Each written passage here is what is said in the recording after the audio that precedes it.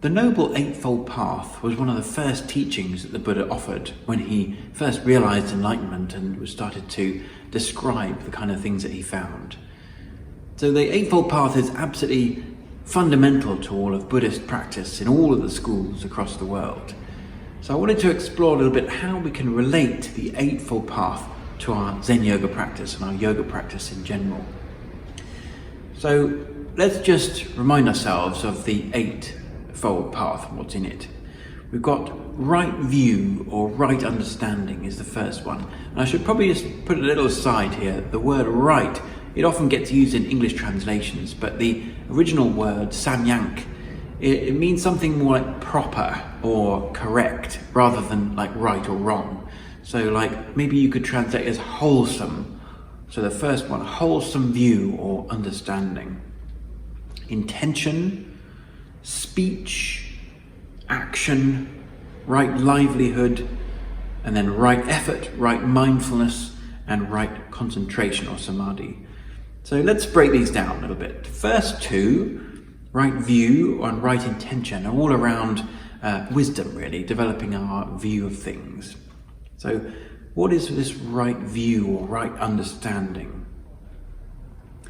It's in my mind, it's something about seeing the cause of our suffering and then being willing to face what it is that's really at the root of our suffering. Now, so many of us, we find things are difficult and we kind of have this massive resistance about even acknowledging it, let alone facing it.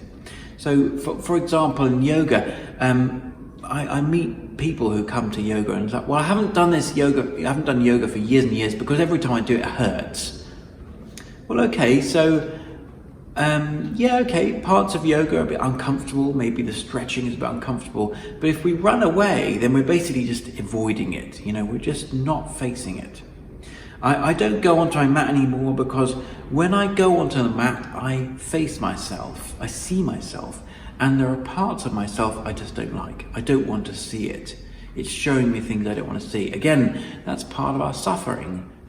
We notice this is discomfort about who and what we are. We all have things about ourselves we don't like, but it's having the willingness to face it, to be there. This is our right understanding or right view.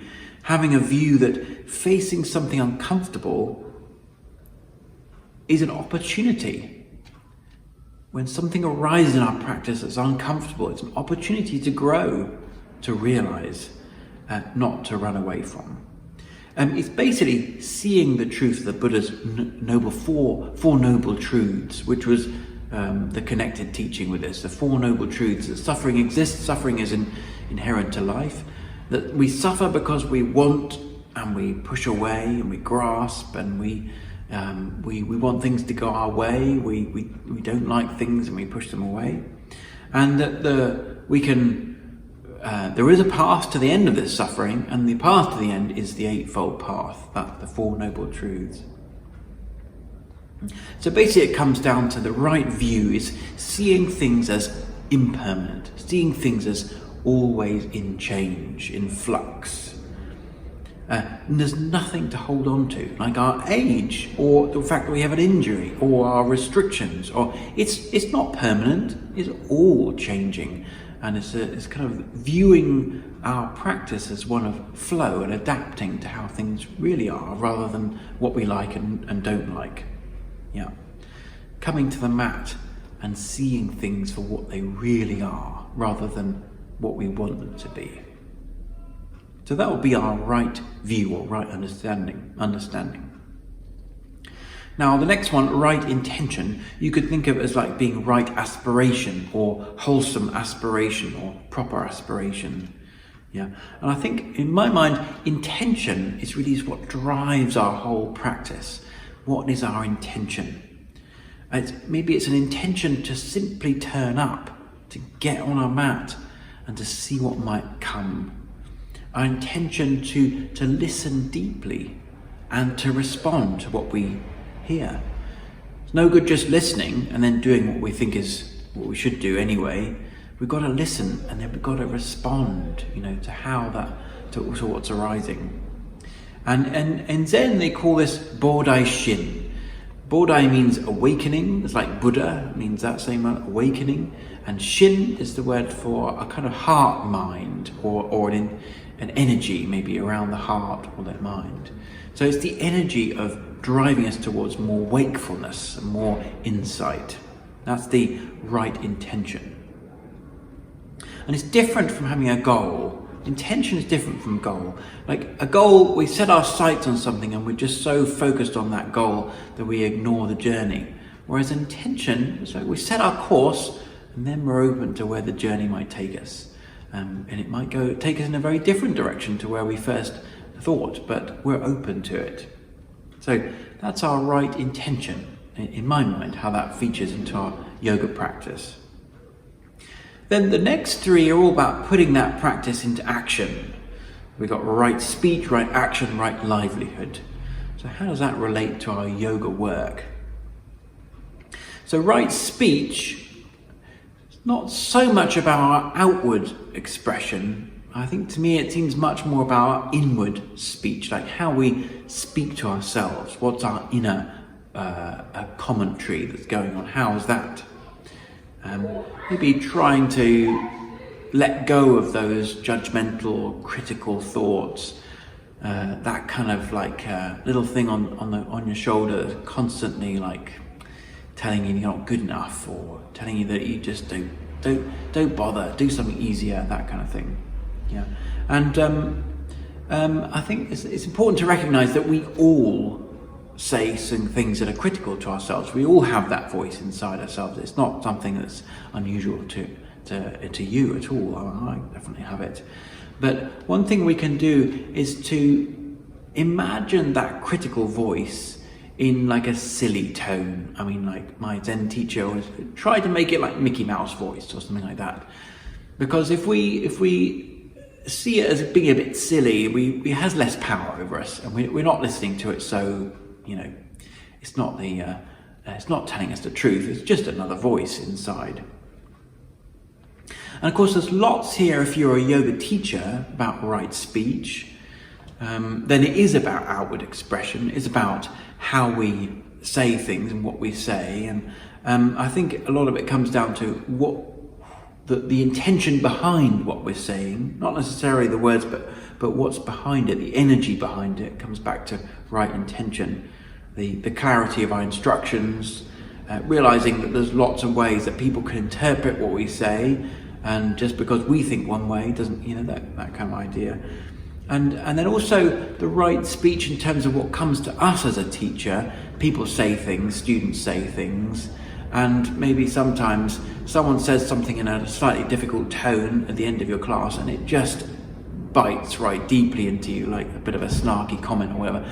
And it's kind of just trying to see beyond the words to the person behind and say, well, what's going on with this person? It's not necessarily that they're taking it personally. We don't need to take it personally. We just need to see what's arising in that moment for them. So right action is the next one.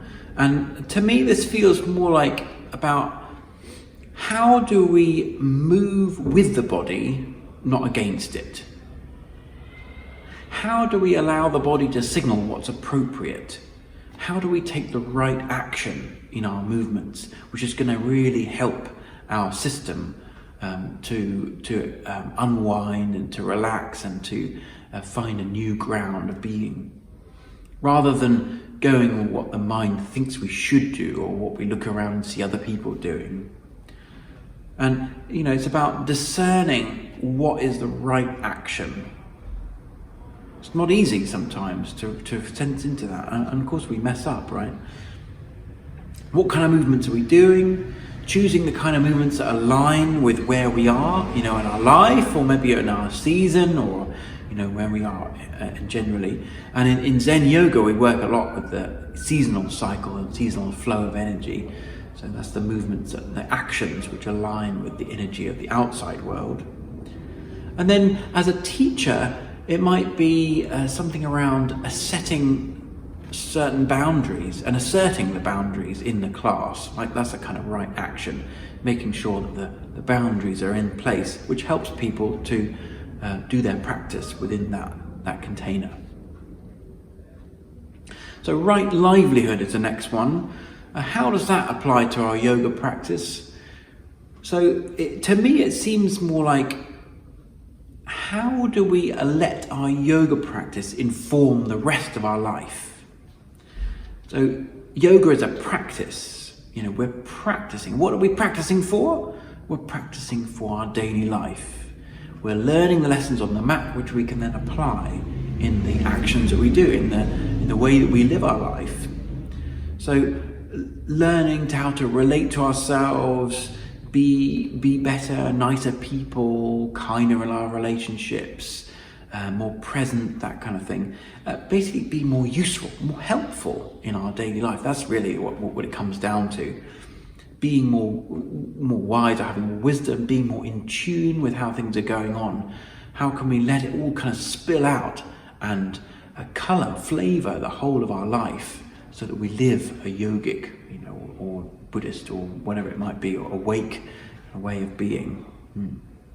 And I think my Zen teacher Daizan once said, if we don't let our practice influence and inform how we live our life, then at best what we do is basically an eccentric hobby. We're kind of on the mat doing these strange bending shapes and all that kind of stuff. What's the point if we don't let it spill out? What's the point in practicing if we don't put it into practice? So that to me is how right livelihood connects with our yoga. Then the next three are all about meditation, or perhaps you might say that are deeper realizations of practice. So we've got right effort, right mindfulness, right concentration. So right effort, or maybe wholesome effort. Basically, to me this feels like what the Buddha taught as the middle way. So a little bit later on in his career, things developed, and he talked very much about this, finding the middle way. And what would that look like in our yoga work? Well, it's kind of finding the balance between effort and relaxation, between not too tight but not too loose. Hard versus soft, or it might be like discipline or the drive versus going with the flow and seeing what might arise. So there's always those opposites, and it's about trying to find all points, like where's the middle in this? What's the middle path? In the Chinese system, the Zen system, they use the yin and the yang as being the two opposites, trying to find that middle. To me, the guiding question that I always ask myself is, what's the kindest way I can do this posture? How can I bring more kindness to what I'm doing right now? And that hopefully will lead us to right effort. So right mindfulness, so there are different kinds of... Mindfulness is about bringing awareness to the present moment and doing our best not to judge what we find. And there are different kinds of mindfulness. You might say there's a mindfulness which is more about like focusing in, making your awareness like a real torch beam, shining it in one direction, maybe even like laser beam, really focused on one thing. And that can be great, can give us a lot of concentration in one direction, but the problem with that is it can sometimes be very blinkered. Like it's a kind of exclusive awareness, like we exclude lots of stuff. We're really honing in on one thing and ignoring all this other stuff. So it can be a little bit dangerous, I suppose, and not so helpful to be that selective, exclusive kind. What might it be to have a broad and open awareness? Something which is more holistic, more inclusive, having like an awareness of all things, inside and outside. So that would be the kind of mindfulness, in my view, that we would be most helpful for our yoga work.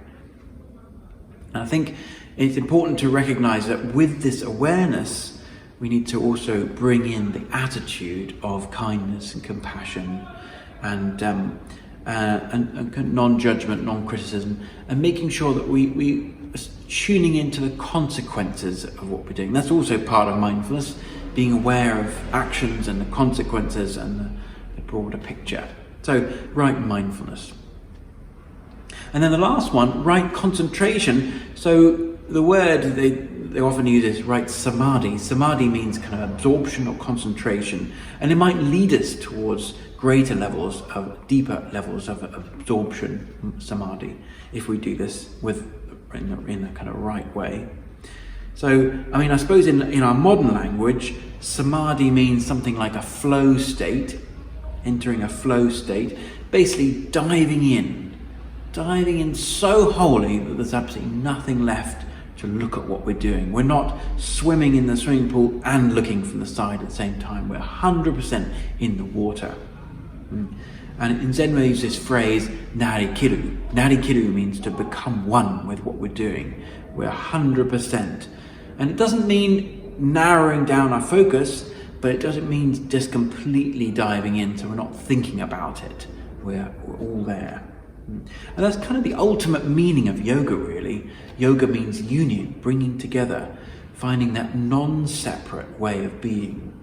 Yeah, realizing that nothing is separate from anything else, what people call a non-dual state.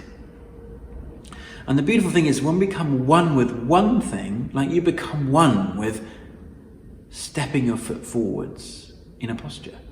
You become one with that, you become one with everything, because everything is one with everything. So we enter this state of union, of oneness within our yoga practice. This really is our awakening, and it leads to that place of liberation, of enlightenment within our practice. So stepping your foot forwards on the mat can literally be the seed of your awakening. No, yeah, absolutely can happen. And then we can practice doing this. We can practice the art of becoming one, of drawing together. Keep on doing all of the different aspects of what we've been talking about. Keep doing it until it becomes effortless, until it's not something we're doing as a practice anymore. It becomes integrated. It becomes our way of being. It becomes effortless and natural. Yeah. So we fully integrate the Eightfold Path until it's not something special anymore. It's just who we are, how we are, what we are. So I think just to briefly there, going through the different of the elements of the Eightfold Path and relating them to our yoga practice is such an important area, and it's got lots and lots and lots in there. I'm sure there's loads I haven't mentioned. Maybe you could, if you've got some thoughts or some reflections or some other points here, just write them in the comments. I'd love to know some other perspectives.